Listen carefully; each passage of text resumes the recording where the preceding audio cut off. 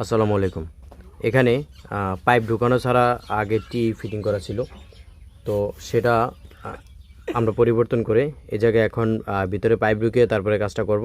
কীভাবে করি সেটা দেখাচ্ছি। তো শর্ট যেহেতু আপনাদেরকে খুব শর্টভাবে দেখানোর চেষ্টা করতেছি। 3/4 চ্যাক বাল্ব তীর চিহ্নটা উপরের দিকে লাগাতে হবে।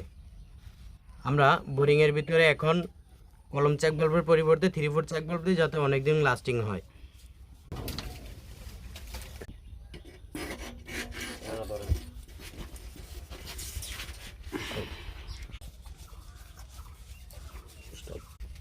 এটা একটা জয়েন্ট সকেট লাগানো হচ্ছে, 3/4 জয়েন্ট সকেট।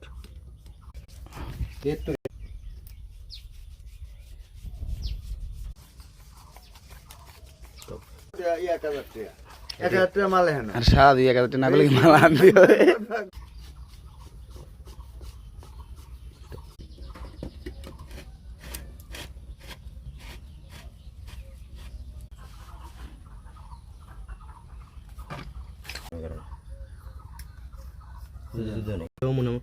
আমগো কাছে একজন ধরা পড়ে না, ঘটনা কি?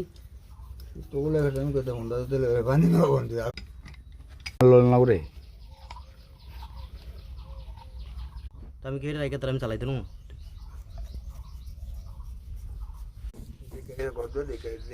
আমি জানি পানির লাইন দেখা, ওই যে পানি পানি উঠতেছে।